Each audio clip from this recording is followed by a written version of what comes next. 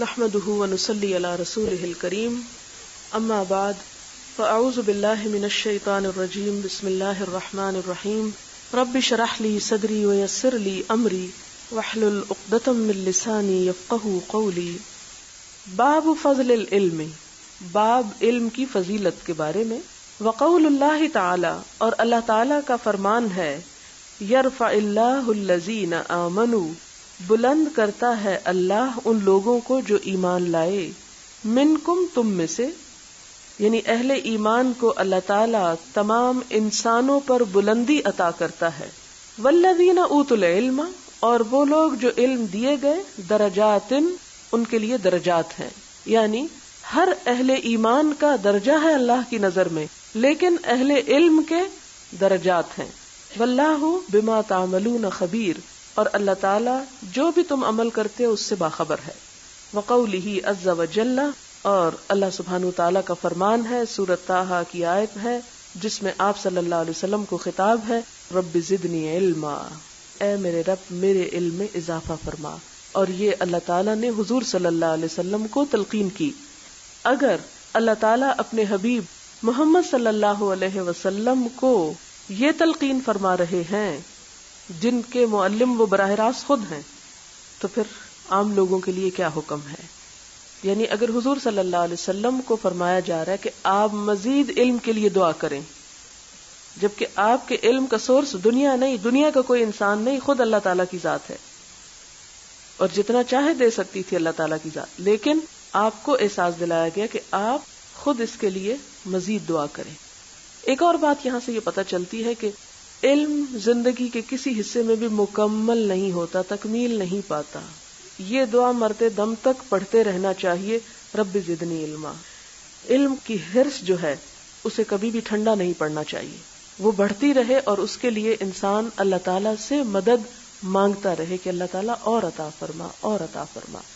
اور یہ آیت ویسے بھی آ سکتی تھی، رب زدنی علما، لیکن آپ صلی اللہ علیہ وسلم سے کہلوائی گئی کیونکہ وہ ہمارے لیے نمونہ ہے. اگر آپ کو حکم دیا جا رہا ہے تو یہی حکم ہمارے لیے بھی ہے کہ زندگی میں انسان کو علم میں اضافہ کرتے رہنا چاہیے. پورے قرآن پاک میں یہ دعا کہیں نہیں سکھائی گئی کہ رب زدنی مالا، کیونکہ انسان اس کے لیے خود ہی حریص ہے، وہ نہ بھی دعا مانگے تو اس کے لیے دوا بھی بہت کرتا ہے، لیکن علم کے لیے دوا بھی جبھی ہوتی ہے جب دعا کی توفیق ہو. اس باب میں امام بخاری صرف باب باندھتے کوئی حدیث نہیں لاتے. یوں محسوس ہوتا ہے کہ جیسے اس معیار پر انہیں کوئی حدیث نہیں ملی جو انہوں نے صحت کے معیار قائم کیے ہوئے تھے حدیث کے لیے. اگلا باب، باب من سئل علما وهو مشتغل فی حدیثہ فاتم الحدیث ثم اجاب السائل.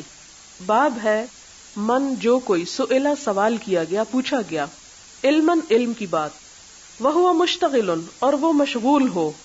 یعنی اگر کسی شخص سے کچھ سوال کیا جائے اور وہ شخص مصروف ہو کسی اور کام میں، سکھانے میں ہی مثلاً، تو اس کے لیے اجازت ہے کہ وہ کیا کرے، فاتم الحدیث، اپنی بات پوری کر لے، ثم اجاب السائل، پھر جواب دے سوالی کو.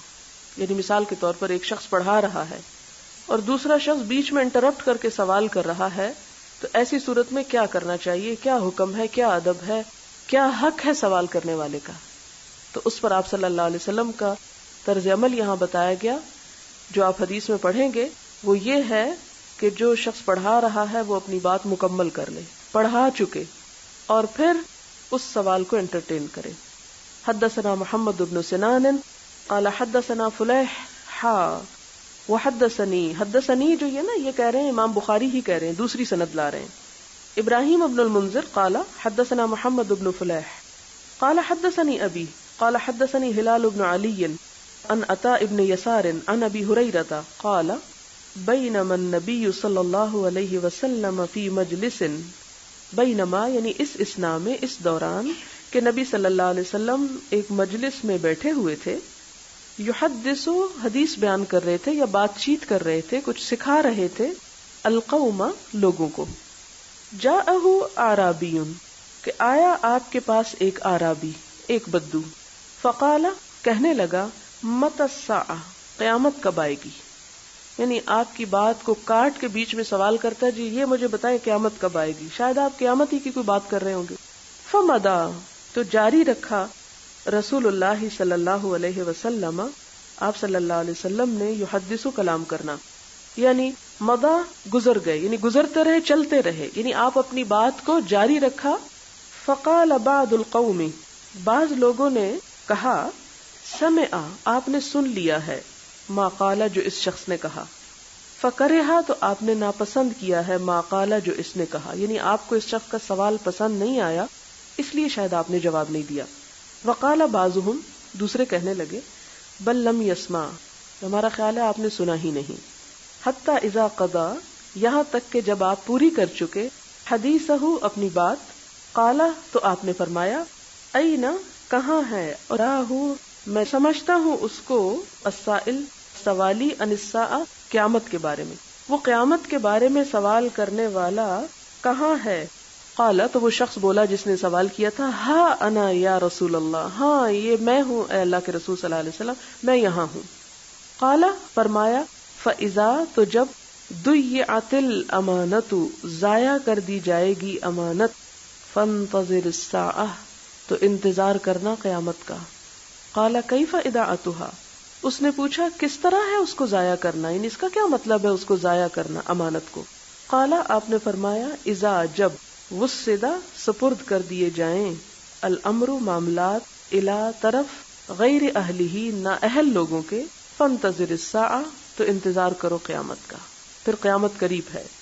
اب یہاں سے کیا بات پتہ چلتی ہے، یہاں حدیث تو کچھ اور بتاتی ہے لیکن امام بخاری نے اجتہاد کچھ اور کیا ہے. وہ حدیث کو قیامت کے باب میں لانے کی بجائے یا قیامت کے بارے میں اس کو کوٹ کرنے کی بجائے اصل میں حدیث کے جو انداز ہے اس سے بات نکال رہے ہیں کہ اگر کوئی شخص کسی کو کچھ سکھا پڑھا رہا ہو تو وہ اگر جواب نہیں دیتا بیچ میں تو یہ بد اخلاقی یا بد تہذیبی نہیں، وہ اپنی بات کو مکمل کر کے کلام کے بعد جواب دے. تو اس سے کیا پتہ چلتا ہے کہ پڑھانے کا ایک سیشن ہونا چاہیے اور سوال جواب کا الگ ہونا چاہیے، دونوں کو ملنا نہیں چاہیے کیونکہ اس سے وقت ضائع ہوتا ہے. اور یہاں پر جو اہم بات اس حدیث سے ہمیں پتہ چلتی ہے وہ یہ ہے کہ جب معاملات ایسے لوگوں کے سپرد کر دیے جائیں، حکومت اور عہدے ایسے لوگوں کے حوالے کر دیے جائے جو اس کو چلانے کی صلاحیت نہ رکھتے ہوں، تو اس سے اندازہ لگا لو کہ اب قیامت آنے والی ہے، یعنی قیامت کی نشانیوں میں سے ایک نشانی ہے. باب من رفع صوتہ بالعلم، باب من، جس نے رفع، بلند کی، صوتہ، آواز اپنی، بالعلم، علم کے ساتھ، یعنی علم سکھانے کے لیے اونچی آواز میں بات کرنے کی اجازت ہے، اور طبعاً پھر اس سے سپیکرز وغیرہ اور مائک کا سسٹم جو ہے اس کی بھی اجازت ہے.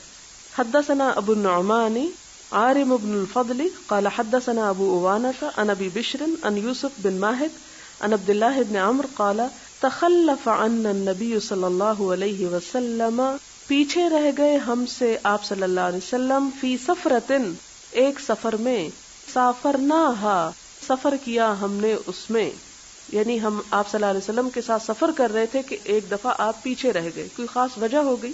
فادرکنا، تو آپ نے ہم کو پا لیا، یعنی ہم پہلے کسی مقام پہ پہنچے اور آپ پیچھے سے آ گئے. وقت، اور تحقیق، ارحقتنا، ارحقہ کا لفظی معنی ہوتا ہے تھکانا، لیکن یہاں مراد ہے کہ جلدی جلدی پائی ہم نے یا پڑھی ہم نے الصلاۃ، نماز، یعنی نماز کا وقت تنگ تھا. ارحقتنا الصلاۃ، آ پہنچی ہم کو نماز، یا تھکا دیا ہم کو نماز نے، یعنی جلدی کی ہم نے کہ ہم نماز پڑھ سکیں. ونحن نتوضا، اور ہم وضو کر رہے تھے، یعنی وقت تنگ تھا نماز کا اس لیے جلدی کر رہے تھے، ہم پریشان ہو رہے تھے اور جلدی جلدی وضو کر رہے تھے. فجعلنا نمسح علی ارجلنا، تو کیا ہم نے مسح اپنے پاؤں پہ، یعنی جلدی میں ہم نے سوچا چلے اوپر سے دھو لیا تو پاؤں پہ مسح کر لیتے ہیں، یعنی پاؤں کو پوری طرح نہیں دھویا، توجہ کے ساتھ نہیں صاف کیا. فنادا، تو پکارا آپ نے، بِأَعْلَى صَوْتِهِ، اپنی بلند ترین آواز میں، یعنی پیچھے آپ صلی اللہ علیہ وسلم تشریف لائے، دیکھا کہ لوگ جلدی جلدی وضو کر رہے ہیں اور ادھورا ادھورا کر رہے ہیں، تو آپ کو یہ دیکھ کے پریشانی ہوئی اور آپ نے اسی وقت کیا کیا، بلند ترین آواز میں سب کو خطاب فرمایا تاکہ ہر کوئی سن لے. کیا؟ وَيْلٌ لِلْأَعْقَابِ مِنَ النَّارِ، وَيْلٌ، ہلاکت ہے، لِلْأَعْقَابِ، ایڑیوں کے لیے، مِنَ النَّارِ، آگ میں سے، یعنی آگ کی وجہ سے. مرتین 2 مرتبہ یہ بات فرمائی، او ثلاثن یا 3 مرتبہ دہرائی، یعنی 2-3 بار بلند آواز سے لوگوں کو یہ اعلان کر کے بتایا کہ پاؤں کو اچھی طرح دھو. اگر وضو میں پاؤں کی ایڑیاں خشک رہ گئیں، کیونکہ بعض اوقات ہمارے یہاں بھی لوگ ٹیپ کے نیچے پاؤں ایسے آگے کر کے فوراً پیچھے کر لیتے ہیں اور اس بات کا اہتمام نہیں کرتے کہ ٹخنے بھی دھلے ہیں یا نہیں، ایڑی بھی اچھی طرح، کیونکہ بعض اوقات ایڑیاں خشک ہوتی ہیں یا پاؤں ننگے ہونے کی وجہ سے کوئی میل وغیرہ ان پہ ہو سکتی ہے یا کوئی چیز چپکی بھی ہو سکتی ہے، جیسا کہ آپ انشاءاللہ آگے کتاب الوضو میں پڑھیں گے کہ جو وضو کے فرائض ہیں ان میں سے ہر حصے کا جو ہے پوری طرح دھویا جانا ضروری ہے. تو آپ نے فرمایا کہ ایڑیوں کے لیے آگ کی ہلاکت ہے. یہاں سے آپ اندازہ لگائیں کہ اگر کوئی شخص وضو ہی نہیں کرتا اور نماز ہی نہیں پڑھتا تو پھر اس کے لیے کیا ہے. باب قول المحدث، باب محدث کا قول، حدثنا بیان کیا ہم سے، او اخبرنا یا خبر دی ہم کو، وا اور انبأنا بتایا ہم کو، نبأ سے. وقال لنا الحمیدی، اور ہم سے حمیدی نے کہا، جس کا پہلے دن میں نے ذکر کیا تھا کہ یہ قریشی استادوں میں سب سے زیادہ افقہ تھے امام بخاری کے. حمیدی کہتے ہیں کہ کان عند ابن عیینہ حدثنا و اخبرنا و انبأنا و سمعت واحدا، کہ ابن عیینہ یہ کون ہے؟ سفیان ابن عیینہ. ان کے خیال میں یا ان کے نزدیک حدثنا، اخبرنا، انبأنا اور سمعت کا ایک ہی درجہ ہے، یعنی ان کو ایک دوسرے سے بدل کے استعمال کیا جا سکتا ہے. مراد یہ کہ ابن عیینہ اس میں فرق نہیں کرتے. اب بات کیا ہے، یہ کیا علم کے باب میں یہ کیا چیز آ گئی؟ یہ علم کی میتھڈالوجی پہ بات ہو رہی ہے کہ کس میتھڈ سے دیا جا سکتا ہے، یعنی اپنے استاد سے ایک چیز کی سند کے لیے کون کون سے لفظ استعمال کیے جا سکتے ہیں. اگر کوئی شخص حدثنا کی بجائے اخبرنا کرتا ہے تو اس کا کیا سمجھا جائے گا؟ فرمایا کہ ابن عیینہ کی رائے میں ان میں سے کوئی بھی ایک لفظ استعمال کیا جا سکتا ہے، اس میں فرق نہیں ہے. وقال ابن مسعود، ابن مسعود یعنی عبداللہ بن مسعود مشہور صحابی ہیں، وہ کہتے ہیں حدثنا رسول اللہ صلی اللہ علیہ وسلم، یعنی صحابہ کرام بھی بعض اوقات جب آپ صلی اللہ علیہ وسلم سے کوئی حدیث روایت کرتے تو اس کے لیے کیا لفظ استعمال کرتے؟ حدثنا کا. وہو الصادق المصدوق، کہ آپ صلی اللہ علیہ وسلم کی صفت بیان کی کہ آپ سچے بھی ہیں اور آپ کی تصدیق بھی کی گئی، یعنی جو کچھ آپ نے فرمایا وہ بھی سچ تھا. وقال شقیق عن عبداللہ، اور شقیق عبداللہ سے روایت کرتے ہیں، عبداللہ بن مسعود سے، سمعت النبی صلی اللہ علیہ وسلم کلمۃ، میں نے رسول اللہ صلی اللہ علیہ وسلم سے ایک بات سنی. یعنی حدثنا بھی عبداللہ بن مسعود نے استعمال کیا اور سمعت کا لفظ بھی استعمال کیا. وقال حذیفۃ، اور حذیفہ نے کہا، حذیفہ بن یمان مراد ہے، حدثنا رسول اللہ صلی اللہ علیہ وسلم حدیثین، کہ آپ صلی اللہ علیہ وسلم نے ہم سے 2 حدیثیں بیان کی. یعنی ایک اور مثال لا رہے ہیں امام بخاری کہ صحابہ کرام حضور صلی اللہ علیہ وسلم کی حدیث روایت کرتے ہوئے حدثنا کا لفظ استعمال کرتے تھے. وقال ابو العالیہ، ابو العالیہ کہتے ہیں، عن ابن عباس عن النبی صلی اللہ علیہ وسلم فیما یروی عن ربہ عز وجل، کہ ابن عباس کیسے روایت کرتے ہیں؟ عن النبی صلی اللہ علیہ وسلم، یعنی ان کا لفظ بھی استعمال کیا جا سکتا ہے. عن ربہ یعنی عن النبی صلی اللہ علیہ وسلم عن ربہ. یہ حدیث قدسی میں کیا ہوتا ہے کہ آپ صلی اللہ علیہ وسلم اپنی طرف سے الفاظ نہیں بولتے بلکہ اللہ تعالیٰ سے اسے منسوب کر کے بات کرتے ہیں. قرآن پاک میں اور حدیث قدسی میں فرق یہی ہے کہ قرآن پاک اللہ تعالیٰ کا کلام ہے اور الفاظ بھی اللہ تعالیٰ کے ہیں، جبکہ حدیث قدسی کلام اللہ تعالیٰ کا ہے، الفاظ نبی صلی اللہ علیہ وسلم کے ہوتے ہیں، لیکن سند آپ صلی اللہ علیہ وسلم تک نہیں جاتی بلکہ اس سے اوپر اللہ تعالیٰ تک جاتی ہے. اور اس سند میں یہ 2 لفظ استعمال ہوئے ہیں، عن النبی اور عن ربہ، جس سے بتانا کیا مقصود ہے کہ حدیث کی روایت کرتے ہوئے حدثنا اور سمیتوں کے علاوہ عن کا لفظ بھی استعمال کیا جا سکتا ہے. وقال انس، اور انس رضی اللہ تعالیٰ عنہ کہتے ہیں، عن النبی صلی اللہ علیہ وسلم یرویہ عن ربہ عز وجل، تو یہاں بھی عن کا لفظ استعمال ہوا. وقال ابو ہریرہ، اور ابو ہریرہ نے کہا، عن النبی صلی اللہ علیہ وسلم، یعنی عن کا لفظ، یرویہ عن ربکم عز وجل، کہ آپ صلی اللہ علیہ وسلم نے روایت کیا یعنی تم سب کے رب سے عز وجل سے. تو یہاں کہنے کا مطلب یہ ہے کہ صحابہ کرام کے دور میں بھی اور تابعین کے دور میں بھی حدثنا اور عن کے الفاظ موجود تھے، یعنی یہ بعد میں محدثین نے کچھ اپنی طرف سے اختراع نہیں کی بلکہ یہ روایت خود صحابہ کرام سے چلی آئی ہے. حدثنا قتيبة حدثنا اسماعيل بن جعفر عن عبد الله بن دينار عن ابن عمر قال قال رسول الله صلی اللہ علیہ وسلم ان من الشجر، قولی حدیث ہے، آپ صلی اللہ علیہ وسلم نے فرمایا یقیناً درختوں میں سے، شجرتن ایک درخت ہے، یعنی درختوں میں سے ایک ایسا درخت ہے، لا يسقط نہیں گرتا، ورقها اس کا پتا، یعنی اس کے پتے نہیں گرتے، وَإِنَّهَا اور بے شک وہ مثل المسلمی مثال ہے مسلمان کی، یعنی اس درخت کی مثال مسلمان کی سی ہے، فحدثونی تو بتاؤ مجھ کو، ما ہیا وہ کیا ہے، وہ کون سا درخت ہے، یعنی آپ صلی اللہ علیہ وسلم نے مسلمان کو اس درخت سے تشبیہ دی، فوقع الناس تو پڑ گئے لوگ، فی شجر البوادی صحرائی درختوں میں، کوئی کسی درخت کا نام لینے لگا، کوئی کسی کا لینے لگا، قال عبداللہ کہتے ہیں، یہ عبداللہ بن عمر ہیں، ووقع اور آیا، فی نفسی میرے دل میں خیال، یعنی پڑ گیا میرے دل میں، یعنی ایک خیال آیا گزرا، انہا النخلہ کہ وہ کھجور کا درخت ہے، یعنی میں اس کو سمجھ گیا کہ یہ آپ نے کس درخت کی مثال دی ہے، فاستحییت تو میں شرما گیا کیونکہ آپ سب سے چھوٹے تھے اس ساری مجلس میں، ثم قالوا پھر انہوں نے کہا ما ہی یا رسول اللہ، اے اللہ کے رسول صلی اللہ علیہ وسلم وہ کیا ہے، یعنی لوگوں کو سمجھ نہیں آئی، سارے بڑے بڑے لوگوں کو، تو انہوں نے پھر آپ سے پوچھا، قال آپ نے فرمایا ہی النخلہ کہ وہ کھجور کا درخت ہے۔ اب اس سے کیا بات پتہ چلتی ہے؟ دو تین چیزیں پتہ چلتی ہیں۔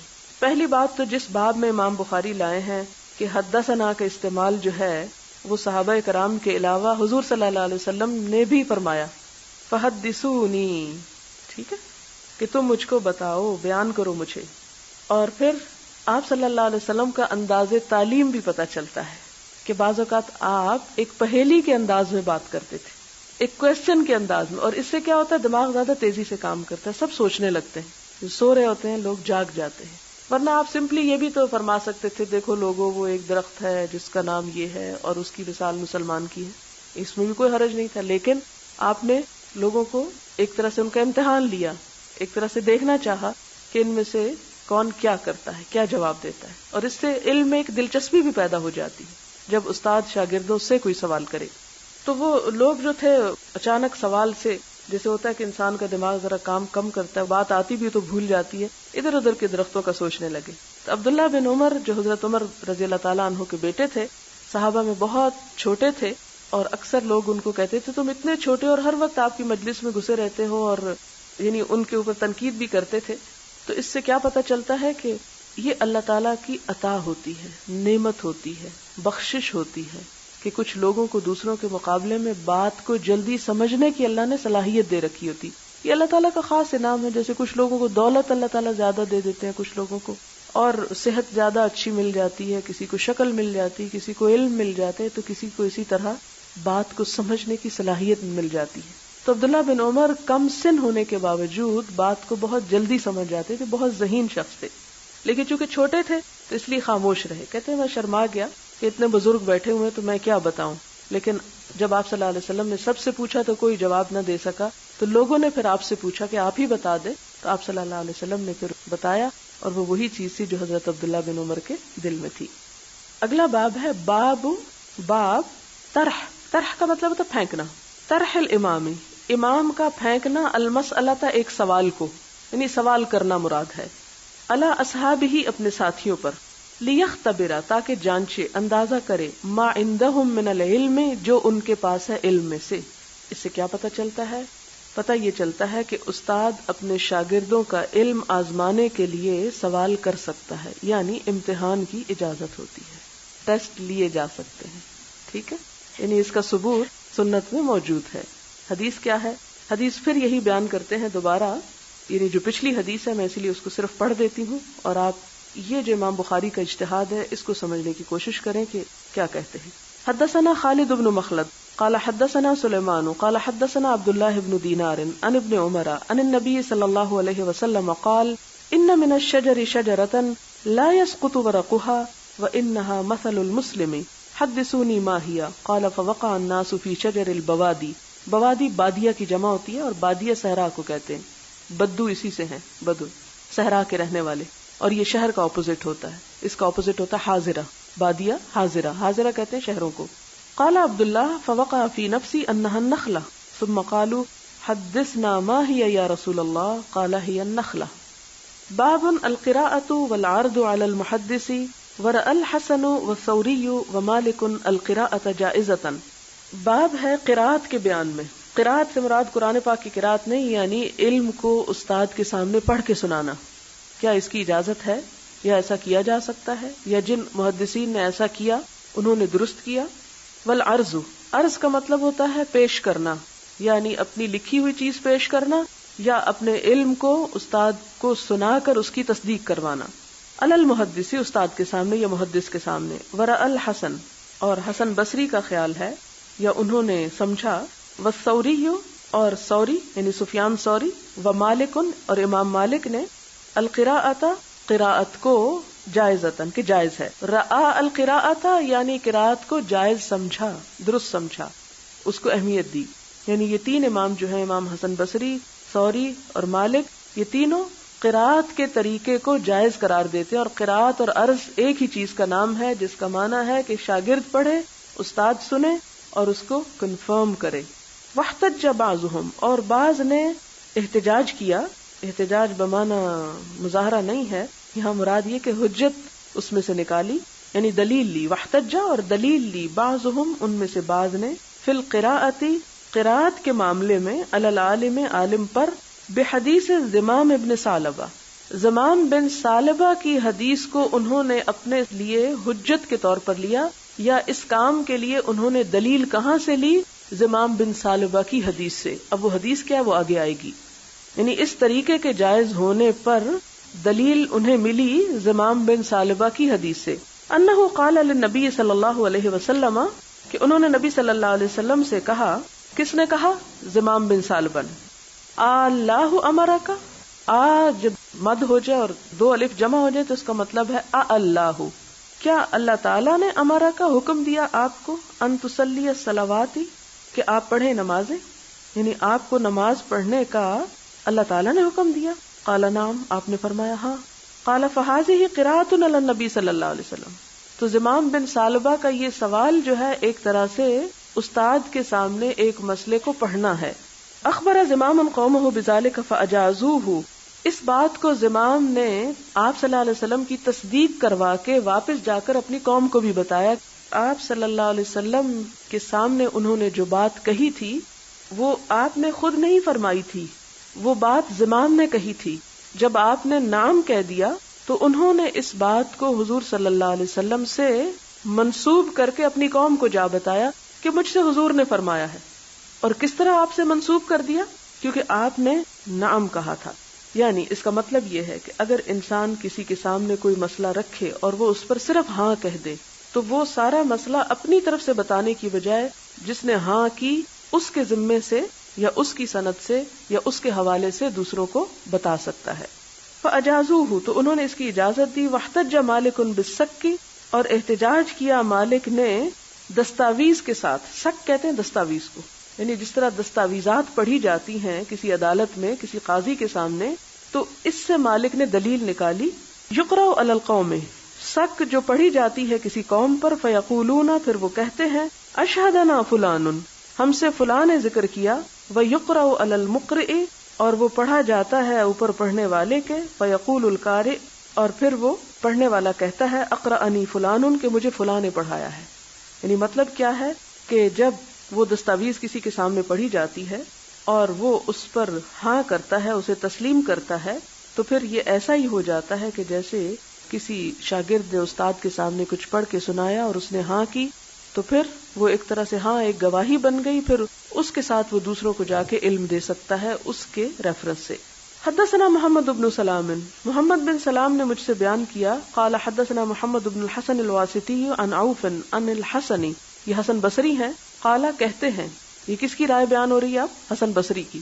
لا بأس بالقراءۃ، کہ قراءت میں کوئی حرج نہیں، یعنی قراءت کے طریقے پر علم حاصل کرنے میں کوئی گناہ کی بات نہیں، کہ جس میں استاد نہ پڑھ رہا ہو، کسی شاگرد نے پڑھا ہو اور استاد نے اس پر صرف ہاں کی ہو.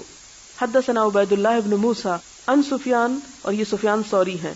قال اذا قرئ علی المحدث، جب پڑھا گیا اوپر کسی محدث کے، فلا بأس، تو کوئی حرج نہیں، ان یقولا، کہ وہ کہے حدثنی، کہ اس کو آگے بیان کرنے کے لیے حدثنی کا لفظ استعمال کرے. وسمعت ابا عاصم یقول عن مالک وسفیان القراءۃ علی العالم وقراءته سواء. وہ کہتے ہیں کہ انہوں نے ابو عاصم سے سنا، ابو عاصم کہتے ہیں کہ انہوں نے مالک سے سنا اور سفیان ثوری سے بھی کہ عالم کے اوپر قرات کرنا، عالم کے سامنے کوئی چیز پڑھنا، ریڈ آؤٹ کرنا، اور عالم کا خود پڑھنا، یہ دونوں چیزیں ایک ہی طرح ہیں. یعنی کسی عالم کی مجلس میں کچھ پڑھ کے سنانا یا عالم سے سننا. اب اگر اس علم کو آگے بیان کرنا ہے تو اس کے ریفرنس سے بیان ہو سکتا ہے، خواہ اس نے خود نہ بولا ہو، بولنے والا کوئی اور ہو، صرف اس کی کنفرمیشن پہ بات اس کی طرف منسوب کی جائے گی. یہ اتنی آپ سوچ رہے ہیں کہ یہ بیکار کی بحثیں کہاں سے آ گئی اور یہ کیوں اتنی باتیں ہو رہی ہیں. اصل بات یہ ہے کہ ہمارے ہاں تو امانت اٹھ ہی گئی ہے.